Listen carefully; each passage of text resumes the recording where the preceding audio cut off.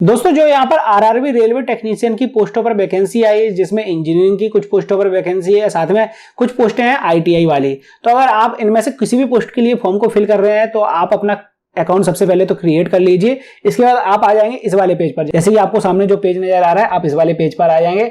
अब यहाँ पर आपको दोनों तरीके से पोस्टें दिखाई देंगी, तो आपको इस वीडियो में इसी से रिलेटेड जानकारी मिलने वाली है। दोस्तों किस तरीके से अगर आप टेक्नीशियन की पोस्ट पर फॉर्म को फिल करना चाहते हैं तो आगे की प्रोसेस आपको क्या करनी है, या फिर यहाँ पर जो ऑप्शन नजर आ रहे हैं उसको कैसे क्या सेलेक्ट करना है, या फिर आईटीआई की पोस्ट सेलेक्ट करनी है तो उसको आप यहाँ पर कैसे क्या सेलेक्ट करेंगे। तो वीडियो को शुरू से लेकर आखिरी तक पूरा देखिएगा। और दोस्तों चैनल पर अगर पहली बार आए तो फटाफट कर लीजिए चैनल को सब्सक्राइब, ताकि फ्यूचर में भी आपको ऐसी जॉब्स और वैकेंसी से रिलेटेड जानकारी अपडेट्स वगैरह मिलती रहे। अब जैसे कि दोस्तों आप यहां पर देख सकते हैं, मैं आ गया हूं इसके फर्स्ट पेज पर। जब आप अपना अकाउंट क्रिएट कर लेंगे उसके बाद ही जैसे लॉगिन करते हैं आप, तो आपके सामने कुछ इस तरीके का पेज ओपन होकर आ जाएगा। अब यहां पर दोनों तरीके की पोस्ट आएंगी, ये वाली भी टेक्नीशियन वाली पोस्टें हैं और ये वाली भी टेक्नीशियन वाली पोस्टें हैं। बस अंतर सिर्फ इतना ही है दोस्तों, जो ग्रेड 1 वाली पोस्टें हैं वो इंजीनियरिंग लेवल की पोस्टें हैं, यानी कि इसमें वो 1000 वैकेंसी के लगभग है। तो यहाँ पर आपको अपनी इंजीनियरिंग की डिग्री वगैरह जो भी आपके पास है वो लगानी पड़ेगी आगे चल के, मतलब यहाँ पर नहीं सेलेक्ट करनी है लेकिन आगे चल के सेलेक्ट करनी पड़ेगी। लेकिन जो नीचे वाली पोस्टें हैं दोस्तों ये आईटीआई लेवल की पोस्टें हैं, यानी कि आईटीआई की जो आपने ट्रेड वगैरह कर रखी है उस ट्रेड के अकॉर्डिंग आपको यहाँ पर पोस्ट सेलेक्ट करनी है।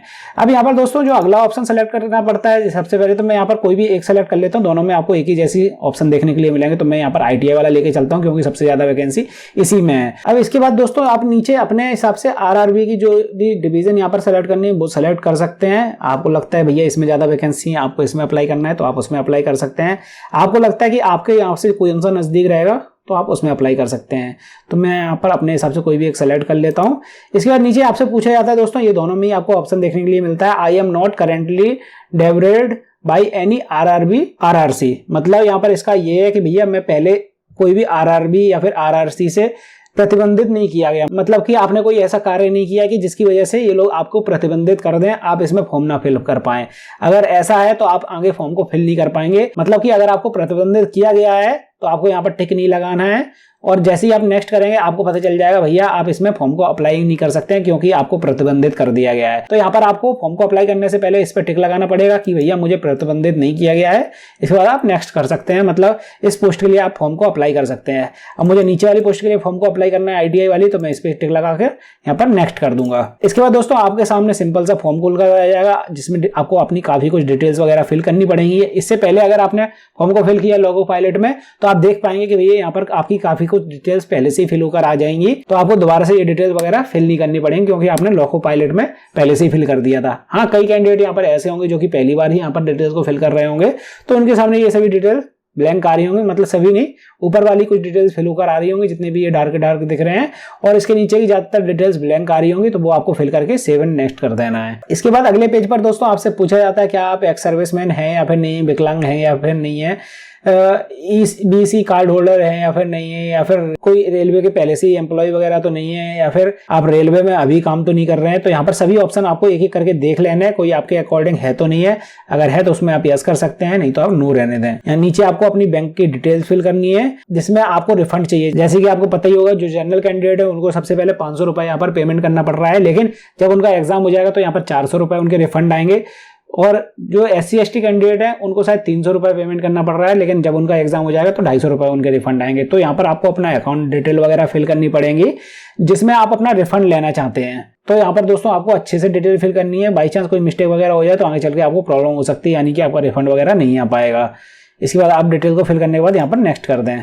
इसके बाद दोस्तों यहाँ पर आपको अपनी एजुकेशन डिटेल वगैरह फिल करनी है, जैसे कि मैंने पहले यहाँ पर 10th की डिटेल फिल कर दी थी लोको पायलट में, तो वो यहाँ पर फिल होकर आ रही है। क्योंकि दोस्तों ये वाली जो पोस्ट मैंने सेलेक्ट करी थी वो आईटीआई वाली थी, तो यहाँ पर मुझे आईटीआई की डिटेल भी फिल करनी पड़ेगी। यहाँ पर आईटीआई वगैरह का ऑप्शन आपको देखने के लिए मिल जाता है।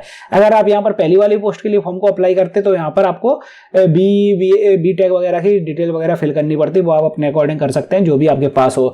यहाँ पर मैं आपको बता देता हूँ अनुमान के लिए, मतलब किस तरीके से आपको डिटेल फिल करनी है। जैसे मेरे पास आईटीआई है 10th के बाद डायरेक्ट, तो मैं यहाँ पर ITI डायरेक्ट सेलेक्ट कर लूंगा। अगर बाई चांस मेरे पास 12th होती ITI 10th के बाद, तो मैं यहाँ पर 12th सेलेक्ट करता, उसके बाद फिर मुझे ITI की भी आगे ऐड करना पड़ता, मतलब 12th के बाद मैंने ITI कर रखी तो ITI ऐड करना पड़ता मुझे, या फिर मैंने 10th के बाद ITI करी है या फिर उसके बाद 12th करी है, तो उसी क्रम में मैं यहाँ पर डिटेल को फिल करूंगा। तो मैंने 10th के बाद डायरेक्ट ही ITI कर ली है, उसके बाद मैंने नहीं किया कुछ भी, तो मैं यहाँ पर डायरेक्ट ITI सेलेक्ट करूंगा। इसके बाद मुझे यहाँ पर अपनी ट्रेड सेलेक्ट करनी है, जिस ट्रेड के लिए मैं फॉर्म को अप्लाई करना चाहता हूँ, स्टेट वगैरह सेलेक्ट कर लूँगा, कौन सी स्टेट से मैंने अपनी ITI कंप्लीट करी है, डिस्ट्रिक्ट भी यहाँ पर मैं सेलेक्ट कर लूँगा, किस डिस्ट्रिक्ट से मैंने अपनी ITI कंप्लीट करी है। इसके बाद इंस्टीट्यूट का नाम आ जाएगा, आपकी पासिंग डेट आ जाएगी, जो कि आपकी मार्कशीट या फिर सर्टिफिकेट वगैरह में नीचे प्रिंट होगी। सर्टिफिकेट इशूड बाई, मतलब NCVT का सर्टिफिकेट है या फिर SCVT का सर्टिफिकेट है, वो यहाँ पर आप सेलेक्ट करेंगे। कौन सा टाइप है, NTC वाला टाइप है, STC वाला टाइप है, वो यहाँ पर आप सेलेक्ट करके सेव कर देंगे। तो दोस्तों इस तरीके से आपको अपनी ITI की डिटेल यहाँ पर फिल करनी है। इसके बाद नेक्स्ट कर दिया हमने। अब यहाँ पर दोस्तों आपको फोटो और सिग्नेचर अपलोड करने हैं। अब मेरे तो पहले से ही आ गए, अब कई कैंडिडेट ऐसे होते हैं जिनके पहले से ही अपलोड वगैरह यहाँ पर नहीं है, तो इसके लिए दोस्तों मैं अलग से वीडियो बना दूंगा, जो कि आपको इस वीडियो आखिरी में मिल जाए, किस तरीके से आपको यहाँ पर फोटो और साइन अपलोड करने हैं, क्योंकि इसकी प्रोसेस अलग है। इसमें आपको डायमेंशन और पिक्सल वगैरह सभी सेट करने पड़ेंगे, तभी ये चीजें यहाँ पर अपलोड हो पाएंगी।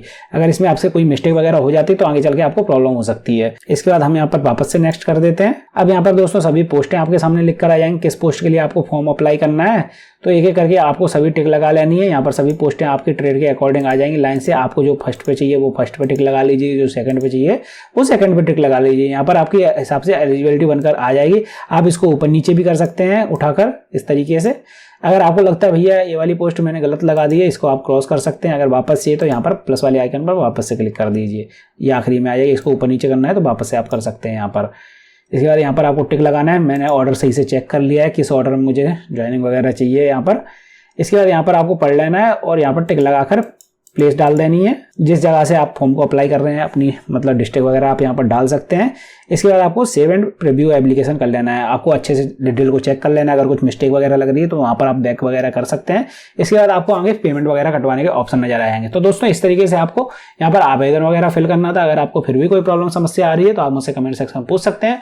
कोशिश करूंगा आपके कमेंट्स और मैसेज का रिप्लाई करने की। और हाँ दोस्तों, अगर आपको ये समझ में नहीं आ रहा कि भैया इसमें अकाउंट वगैरह कैसे क्या क्रिएट करना है, तो आप ऊपर वाली वीडियो देख सकते हैं, जहां पर मैंने डिटेल में बता रखा है किस तरीके से आपको अपना अकाउंट क्रिएट करना है अगर आप पहली बार फॉर्म को फिल कर रहे हैं।